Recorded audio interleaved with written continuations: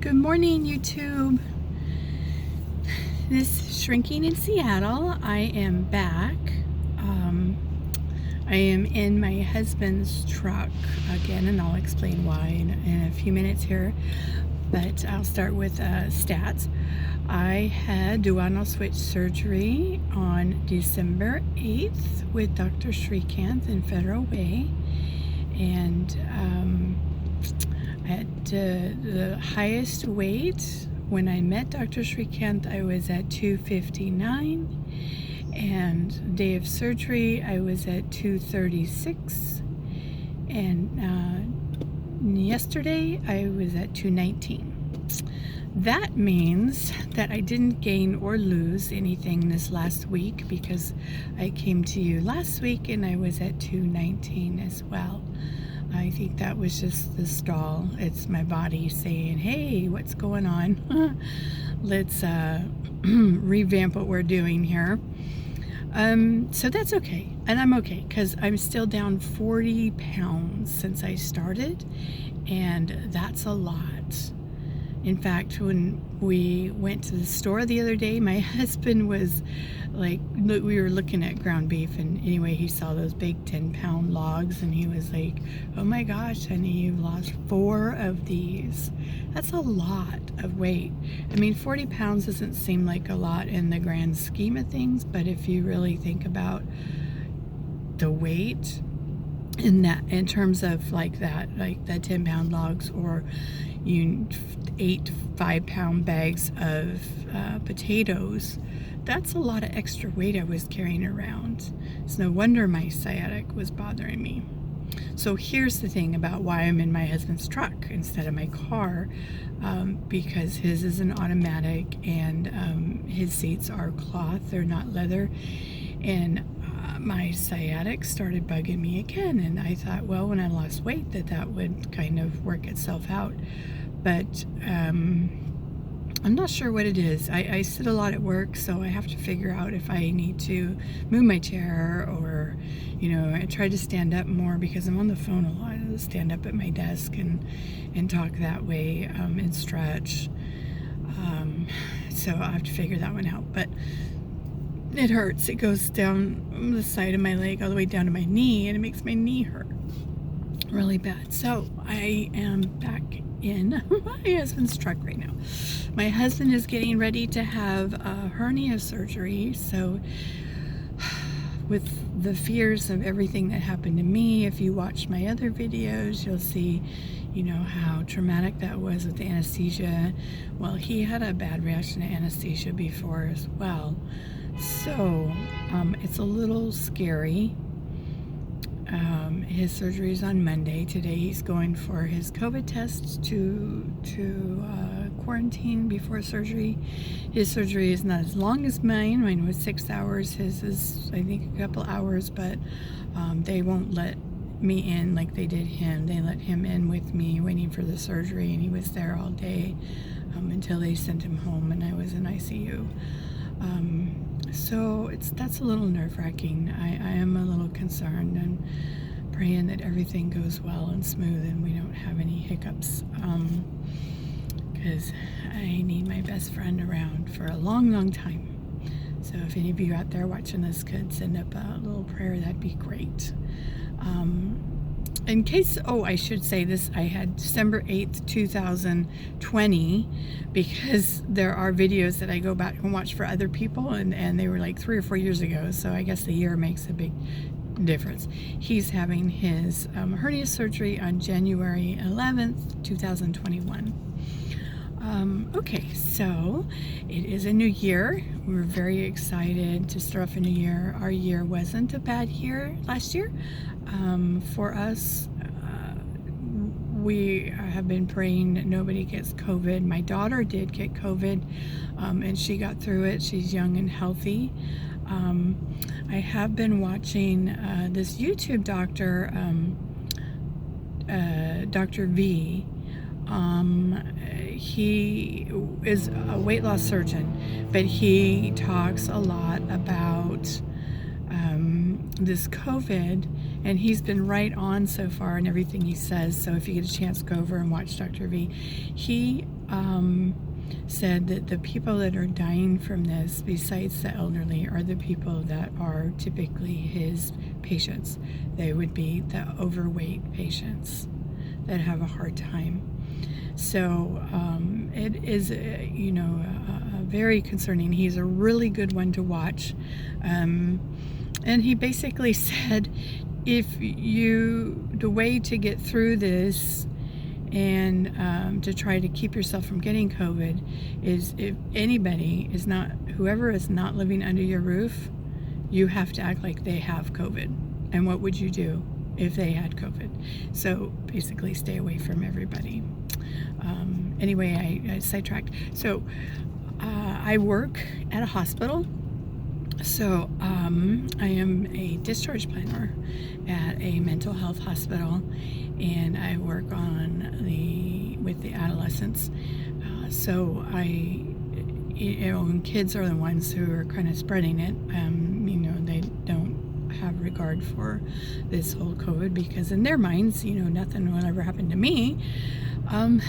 But so far we have been very blessed and have not had COVID on our unit. The ER does test them before they come, so we have been lucky that way. I get tested before I go see my daddy, and I usually help my daddy or go see him on weekends. We're going to go see him again this weekend.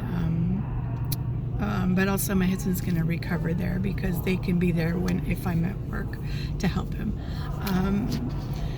So we were blessed that way. We were essential workers. I had to keep working. My husband kept working. He is a painter. You wouldn't think that'd be essential, but for a lot of reasons that was, and he was able to keep working. We moved up here to be closer to my dad last year, so we could be here to help. So that was a blessing. We're blessed to be up here in the Seattle area. I take the ferry every morning, which is what I'm doing right now. I'm taking the ferry. Okay, since my surgery, I have been recovering and doing better every day. I am started eating small soft foods, and I chew them really well. I have messed up one time where I didn't chew it really well, and I felt the heartburn in my chest really bad, and my husband was beating on my back, burping me like a baby, and it really worked. But that was really difficult.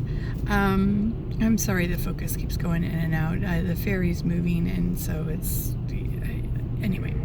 So I've been doing pretty good about that. I did have a couple days where I wasn't, well, let's just say I haven't been really good about either shakes or vitamins. And a few days ago, I didn't, I was so busy at work, I didn't take vitamins at all. And then the next morning, I woke up, I was really dizzy, really nauseous, didn't know what was happening, thought I was going to have to call into work, grabbed my vitamins that my husband had crushed up for me, my multivitamins and my calcium together, and took those, and about 15-20 minutes later started to feel better. That's a really big indicator that I need to be better about taking my vitamins. I knew it was going to be hectic going into this. I said in the beginning that I have a very busy, hectic lifestyle, so it's going to be interesting to see how I work this out. The hardest thing, I think, to work out is that you have to break up you can't take the iron at the same time you take your calcium and your multivitamins. So, and the iron is really upsetting my stomach now. It didn't used to, but now it is. So I have to take it with food. But you're not supposed to drink water or anything 30 minutes before eating or an hour after eating or drinking your protein shake. So I just take a little bit with water with the iron, but that's made it complicated too, because, and then trying to get water in when you can't drink before you eat. I'm just really trying to balance this out, and it's been quite the struggle. I know in my last video I talked about pureeing things. I did try to puree, like the recipe I was telling you about, the buffalo chicken, and they use the canned. I am not a big tuna fan, and I am not a big canned meat fan, so that was really disgusting. I couldn't eat it. I mean, it's still sitting in my freezer, in my refrigerator. I gotta throw it out. I did try one day, and the only way I got through the little bit that I brought one day was because I had an avocado, and I ate it with an avocado, which kind of broke up the texture, and it didn't really feel like I was eating tuna fish. So the pureeing didn't really work for me. I think just chewing it up really good before, and then taking small bites, so I swallow little bites at a time, that works best for me, and that's what I've been doing. I try to eat what I make for my husband, and I have been looking on all these crock-pot recipes because we're so busy, and how to cook more at home. And we bought a timer so that I could turn the crock-pot on and off, and it'd be ready when we get home. I am playing with it some now to figure out how fast my crock-pot works. Actually, it's a little faster than some of the ones that are the recipe are calling for.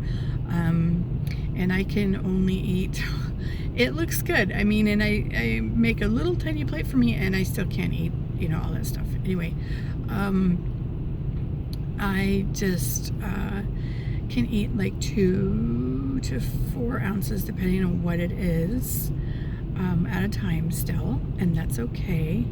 But I do get hungry, I find, about an hour and a half later. It kind of works that way, because you eat a little bit, so you're just eating a little bit all the time. But if you're eating a little bit all the time, and you're not supposed to eat or drink, I mean, you're not supposed to drink before you eat or after you eat, that it's where getting in the water and things like that are really hard.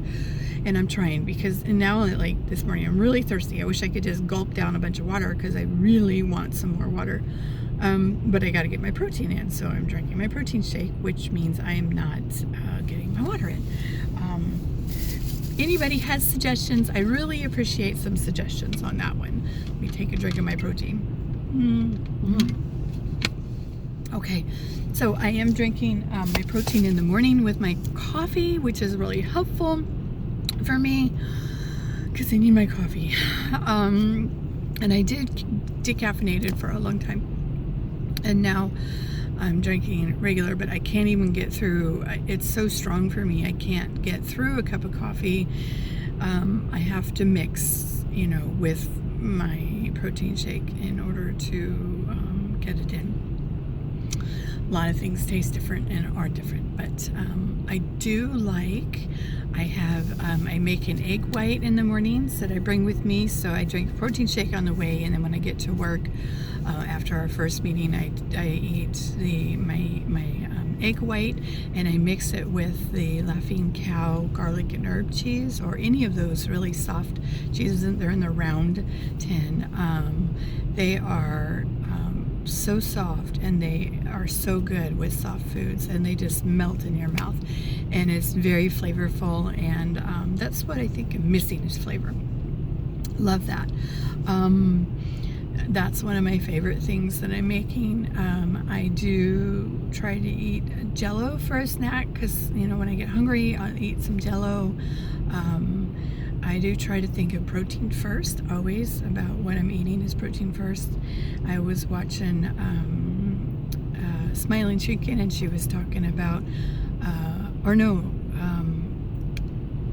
it was, oh shoot, and I watch her all the time. Okay, I'll get back to you on her name, but she was using macadamia nuts because they're full of fat, a little bit of carbs, and no sugars, and it's really and protein. So their macadamia nuts are a really good go-to, and they get really mushy and soft in your mouth. Need to get some more of those. I had cashews; those are really good. And I will eat like a Yesterday I had like a cheese wrapped around a really soft like pepperoni sausage type thing that they sell at Safeway. Anyway, that was really good, and that gave me 10 grams of protein for that. So I'm just looking for protein all the time before I eat something else, because the protein is what I need to get in for my body, and the protein and the fats for sure. I make good food choices all the time? No, not always. I will eat a chip or two that my husband has or something like that I like, and I know that's a slider food. It just goes right down. So that's not healthy, but I have been doing pretty good as far as the rest of it goes.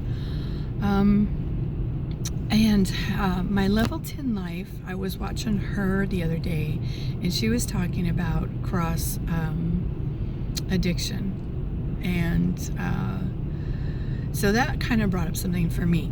I went through a really difficult period, I guess, in my life a few years ago, and I started smoking.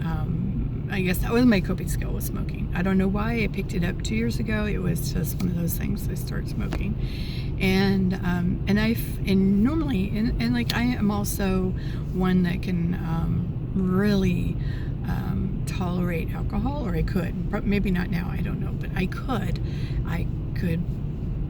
drink and not get stupid drunk as like other people, but my coping instead of going to alcohol was smoking. So anyway, when I started this journey for the weight loss, he told me that I would have to cut back on the smoking and the drinking, and I did, but the drinking was easy for me. I didn't have a problem with giving that up, or I could take it or leave it with the drinking. That was no big deal. Sometimes I like a glass of wine at night because that would relax me or whatever, but smoking was really, really hard for me to give up. And I don't know if anybody out there is about to do surgery or did surgery and dealt with that. So I didn't actually quit until surgery. I cut back, but the day I couldn't smoke the day before surgery or the day of, and I have not since. That was it. Do I think about it sometimes now? Yeah, sometimes. Once in a while it comes into my mind, like, oh, I could really, this is when I would like a cigarette, or like, my mornings, my coffee. But I went through so much with my surgery. I think that's what helps me to get through it, is I want my body to heal, and smoking affects every organ in your body, which I did not realize. It affects everything in your body. I thought it was just your lungs, but no, it's not. It's every organ in your body that it affects. And I do want my body to heal. I went through a lot with the surgery, and I don't want to be in that position again. I want to be healthy. That's the whole point of the surgery, is to get healthy, right? So I'm not smoking, and anytime I think about it, I think I want to be healthy, and I refocus that attention on healing and getting better. It's not easy, and kudos to those who have done it and had to break it, and for people who smoked way longer than me. I mean, I was 2 years and I had a hard time with it, but really, it is not easy at all. And then, for a lot of people who quit smoking, then they turn to eating, and then they want to eat more. So the cross addiction happens with a lot of things, and sometimes you can not eat so much, and then you start drinking, like she was saying in my level 10 life. So go and watch her videos on that, because they're really good. I just wanted to bring it up because I hadn't really seen people talk about it. I know smoking's like, ooh, people don't like it, and people don't want to talk about it, and people are embarrassed or whatever, but it is a reality that that a lot of people deal with, and I was dealing with that. I also had my first asthma attack like 6 months before the surgery. Never had one of those before, but I'm thinking the smoking was causing me to have that. So, you know, I don't know if the smoking had anything to do with me having the trouble waking up from anesthesia either. That very well could have been a big part of it. So, at any rate, I know this is a long video, but I just wanted to tell you and bring it out there. If you had trouble with quitting smoking, do it for yourself. Do it for your health. Think about your health. Think about how you want to get healthy, and you want every part of your body to heal from this and from surgery and from being overweight and from, you know, any kind of medical issues you may have. Smoking really stops you from healing about anything. So really get help. There's a lot of resources out there to get help and help you from curbing that. So I would just encourage you to do that. Anyway, on another note, I'm 1 month out. I have had the stall, so I'm hoping that there'll be more weight loss here soon. But I think, even though with the stall, my clothes are fitting me way different, so I'm thinking that it's going to be I lost inches. That's what my thought is. I'm just losing inches. That's why my clothes are fitting different, and they're all baggy, and they're not fitting me like they were. So even when you have a stall, I think you're losing still. You just don't realize it. But my body, I'm okay with losing it slow, so my body can catch up and my skin can catch up and all that good stuff for that. But it does feel good that I need to start looking at smaller sizes, which I hate to buy clothes because, you know, you're shrinking. I don't want to do that. So I'll wear them as long as I can to work. Oh shoot, I wish I'd have made notes, and if I waited for me to make notes, I wouldn't be doing this video. Oh, I know. I keep track of my macros and my food. I need to do that. I'm having trouble with my Samsung app. If you know of an app that is helpful for that, please put it down in the comments. Let me know. I really need to keep track of that to know how much I'm getting in and how much I am lacking. Plus I have my doctor's appointment coming up for my month check-in on Tuesday, the day after my husband's surgery. So I really need to keep track now, and so I could show them, you know, what I'm doing and how much water and stuff I'm getting in. I don't know why my Samsung app is giving me a hard time. It's not letting me input anything. I'm sure there's a way to fix that if I had time. That's the problem.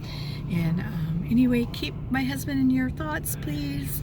I hope you all are having a great month this month. It's the beginning of a new year. There's new blessings in store. There's new dreams, new hopes, new goals. We're all setting new goals. According to Dr. V, 2020 is not going to be over till March or April. We're still going to be seeing all these spikes from all this stuff happening, and now we had all of those groups getting together at the Capitol yesterday and protesting and causing problems, and so then COVID's probably going to spread some more. So at any rate, I wish you all health and happiness and joy in this new year, and I will be back next week. Hopefully it won't be such a long video, but if any of this is helpful to anyone, I am thrilled. That's what I'm doing this for. Okay, have a good week. We will talk to you later. Bye-bye.